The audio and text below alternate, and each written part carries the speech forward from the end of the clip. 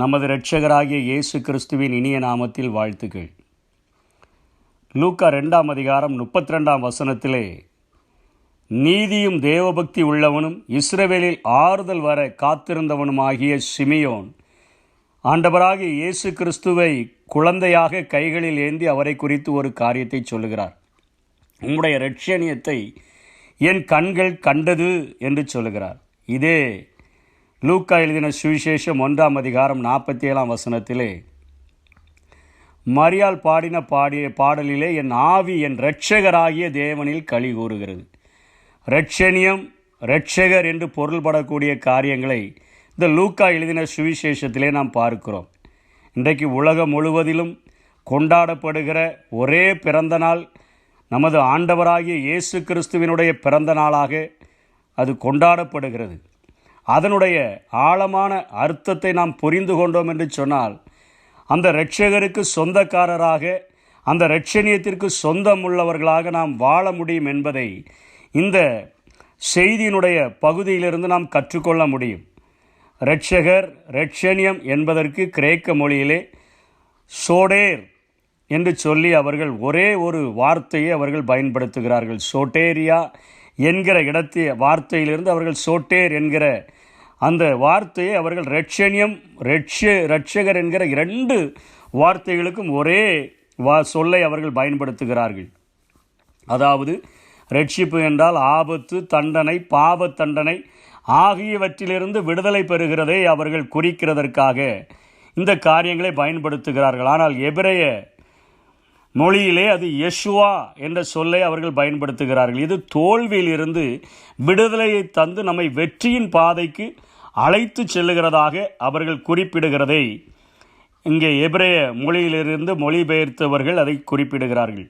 தோல்வியான வாழ்விலிருந்து விடுதலையை கொடுத்து வெற்றியுள்ள வாழ்க்கைக்கு அழைத்து செல்லுகிற அந்த வார்த்தையை அவர்கள் யெஷுவா என்று குறிப்பிடுகிறதாக வேத ஆராய்ச்சியாளர்கள் சொல்லுகிறார்கள். ஆனால் இதை வேதம் நமக்கு எப்படி கற்றுக் கொடுக்கிறது? வேதாகமத்தில் தேவன் தருகிற விடுதலை, தேவன் தருகிற பாதுகாப்பு, தேவன் தருகிற பராமரிப்பு ஆகியவற்றை குறிப்பிடுகிறதற்காக இரட்சணியம், இரட்சிப்பு என்கிற வார்த்தைகள் அவைகள் பயன்படுத்தப்படுகின்றன.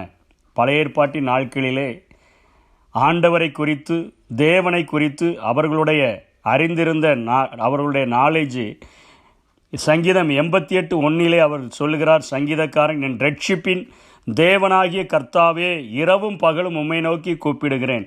தோல்வியின் வாழ்வில் இருக்கிற எனக்கு விடுதலையை கொடுத்து வெற்றியை தருகிற என் இரட்சிப்பின் தேவனாகிய கர்த்தாவே என்று சொல்லி ஆண்டவரை அவர்கள் இரட்சிப்பின் தேவனாக அங்கே அறிக்கையிடுகிறார்கள். ஏசாயா 12:2 இதோ தேவனே என் இரட்சிப்பு, நான் பயப்படாமல் நம்பிக்கையாய் இருப்பேன். கர்த்தராகிய யெகோவா என் பலனும் என் கீதமானவர், அவரே எனக்கு இரட்சிப்புமானவர் என்று சொல்லி பழைய ஏற்பாட்டின் நாட்களிலே தேவனை அவர்கள் இரட்சகராக, இரட்சணியமாக அங்கே பார்க்கிறதை பார்க்கிறோம். கிறிஸ்து பிறந்த பின்பு, இயேசு என்கிற அந்த இரட்சகர் பிறந்த பின்பு, நமது பாவங்களை நீக்கி நம்மை இரட்சிக்கிறவராக இயேசுவாக பிறந்த பின்பு, அதிலே நாம் ஆழமான ஒரு சத்தியத்தை புரிந்து கொள்ளும்படியாக பவுல் அதனை அநேக தன்னுடைய நிருபங்களிலே எடுத்தாள்கிறதை பார்க்கிறோம். தன்னுடைய நிருபங்களிலே இரட்சிப்பை விடுதலை அடைகிறதற்காகவும் பாதுகாப்பு அடைகிறதற்காகவும் பயன்படுத்துகிற ஒரு சொல்லாக அவர் பயன்படுத்துகிறார். இதனுடைய ஆழங்களுக்குள்ளாய் சென்று நாம் கவனித்தோம் என்று சொன்னால், இரட்சிப்பை 3 பகுதிகளாக, இரட்சகர் தருகிற இரட்சிப்பை 3 பகுதிகளாக நாம் பிரிக்க முடியும். பாவத்தினுடைய தண்டனையிலிருந்து தப்புவிக்கப்படுதல், பாவத்தின் வல்லமையிலிருந்து விடுவிக்கப்படுதல், பாவத்தின் பிரசன்னத்திலிருந்து வேறுபடுத்தப்படுதல் என்கிறதாக வேதம் 3 பிரிவுகளாக நம்முடைய இரட்சிப்பை அவைகள் பிரிக்கக்கூடியதாக இருக்கிறது. பாவத்தின் தண்டனையிலிருந்து தப்புவிக்கப்படுதல்.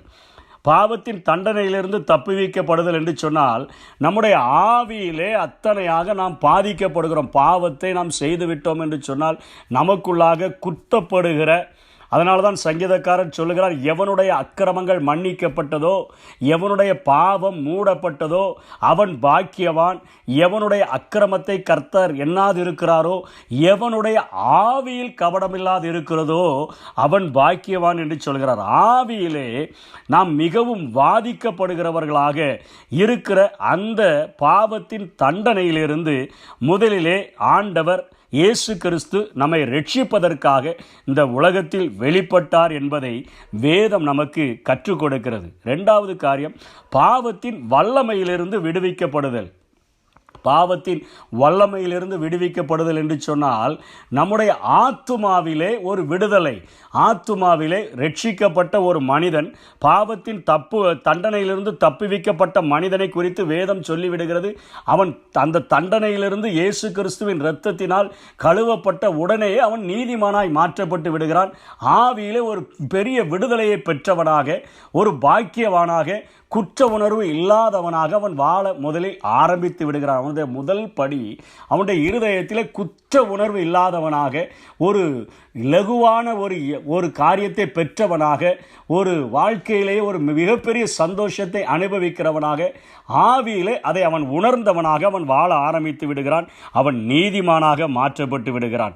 பாவத்தினுடைய வல்லமையிலிருந்து விடுவிக்கப்படுவதல் என்பது ஆத்துமாவிலே நடக்கக்கூடிய ஒரு பரிசுத்தத்தை அது குறிக்கிறது. ஆத்துமாவிலே ரட்சிக்கப்பட்ட ஒரு நீதிமானாக்கப்பட்ட மனிதன் ஒவ்வொரு நாளும் மாசுபடுகிறவனாக, அவனுடைய ஆத்துமாவிலே மாசுபடுகிறவனாக அவன் இருக்க முடியும். அந்த மாசுகளை நீக்கும்படியாக பரிசுத்தமாகிறவன் இன்னும் பரிசுத்தமாகட்டும் என்று வேதம் அழைக்கிறதே.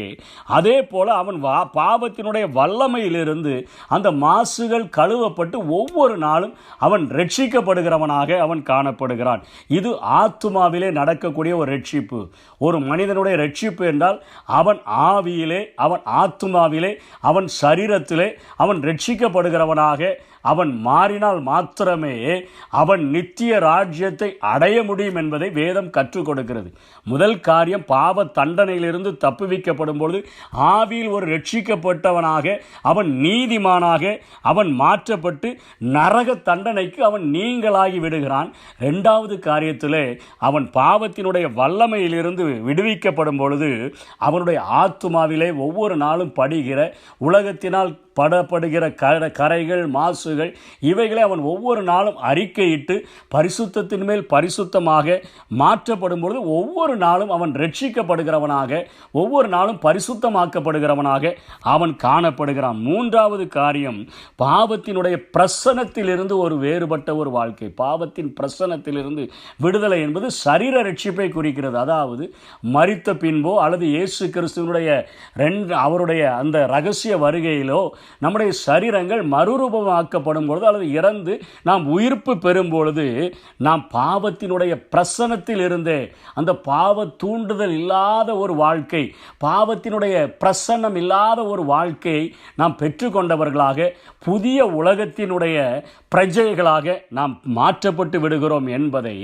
இந்த வேதம் நமக்கு கற்றுக் கொடுக்கிறது.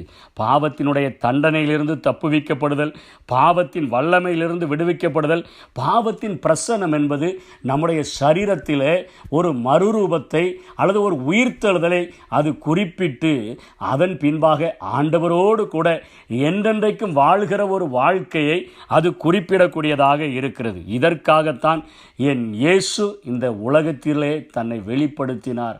இரட்சகராக, இரட்சணியமாக அவர் தன்னை வெளிப்படுத்தினதை பார்க்கிறோம். லூக்கா 1:35 பரிசுத்தம் உன்னிடத்தில் பிறக்கிறது, பரிசுத்தம் உள்ளது. பரிசுத்தமாக வெளிப்பட்ட என் ஆண்டவர் அதை 2 கொரிந்தியர் 5:22 பவுல் குறிப்பிடுகிறார். நமக்காக பாவமாகி பரிசுத்தராய் வெளிப்பட்ட என் இயேசு நமக்காக பாவமாகி, லூக்கா 2:32 சொல்லுகிறார், அது நமக்காக இரட்சணியமாய் மாறிவிட்டது. பரிசுத்தமாய் வெளிப்பட்ட என் இயேசு நமக்காக பாவமாகி நமக்கு இரட்சகராக, நமக்கு இரட்சணியமாக அவர் வெளிப்பட்டபடியினாலே இந்த உலகத்தில் வாழ்கிற நாம் அந்த இரட்சகரை, அந்த இரட்சணியத்தை நாம் அண்டிக் கொள்ளும் பொழுது, அவரை நேசிக்கும் பொழுது, இயேசுவே நான் உம்மை நேசிக்கிறேன், உம்முடைய பிறந்த நாட்களை உலகமெல்லாம் கொண்டாடுகிறார்கள், வருஷத்துக்கு ஒரு நாள் கொண்டாடிவிட்டு அல்ல ஆண்டவரே, நான் என்னுடைய குற்ற உணர்விலிருந்து, பாவ தண்டனையிலிருந்து நான் விடுவிக்கப்படுகிறதற்கு உம்மை அண்டிக் கொள்ளுகிறேன் என்று இன்றைய தினத்தில் நாம் சொன்னோம் என்று சொன்னால், நாம் முதலிலே நம்முடைய ஆவியிலே விடுதலையாக்கப்பட்டு நீதிமான்களாய் மாற்றப்படுகிறோம். ஒவ்வொரு நாளும் நான் உமக்காக வாழ்வேன் என்று தீர்மானம் எடுக்கும் பொழுது ஆத்துமாவிலே படியக்கூடிய மாசுகளில் நின்று நாம் ஒவ்வொரு நாளும் ரட்சிக்கப்படுகிறவர்களாய் நாம் மாறுகிறோம். மூன்றாவது, நம்முடைய சரீரத்தின் உயிர்த்தெழுதலின் பொழுதோ அல்லது அவருடைய ரகசிய வருகையின் பொழுதோ நம்முடைய சரீரம் மறுரூபப்படும் பொழுது இந்த உலகத்திற்குரியவர்கள் அல்ல, அந்த பரலோக ராஜ்யத்திற்கு பிரஜைகளாக, உரிமை உள்ளவர்களாக நாம் மாறிவிடுகிறோம். இன்றைக்கு இந்த இரட்சணியத்திற்கு சொந்தக்காரராய் நாம் மாறியிருக்கிறோமா? இந்த நாளிலே நாம் ஆராய்ந்து பார்ப்போம். ஆண்டவரே, இவ்வளவு அழகான ஒரு பெரிய இரட்சணியத்தை எங்கள் கண்கள் கண்ட பின்பும் நாங்கள் இன்னும் பாவ வாழ்க்கையில் வாழ வேண்டுமா?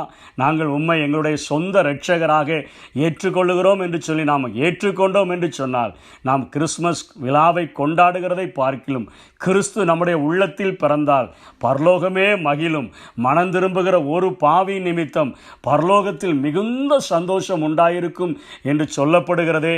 இயேசு பிறந்த பொழுது எப்படியெல்லாம் தூதர்கள் பூமியிலே தோன்றி அவர்கள் அத்தனையாய் பாடி, தேவ சேனைகளெல்லாம் தோன்றி அத்தனையாய் மகிழ்ச்சியாய் இருந்தார்களோ, அதே போல ஒவ்வொரு மனிதனுடைய உள்ளத்திலும் என் இயேசு பிறக்கும் பொழுது பரலோகத்தில் மிகுந்த சந்தோஷம் உண்டாகும். அந்த பரலோகத்தின் பிரஜையாய் நாம் மாறிவிட்டோமா? இரட்சணியத்தின் சொந்தமாய் மாறிவிட்டோமா என்று நம்மை ஆராய்ந்து பார்த்து ஒப்பு கொடுப்போம். அதுதான் இந்த உலகத்தில் மிகப்பெரிய பாக்கியம். அப்படிப்பட்ட பாக்கியத்தை ஆண்டவர் நமக்கு இந்த நாளிலே தந்தருள்வாராக. ஆமென். வல்ல செயல்கள் நினைத்து நினைத்து உள்ளமே பொங்குதையா, நல்ல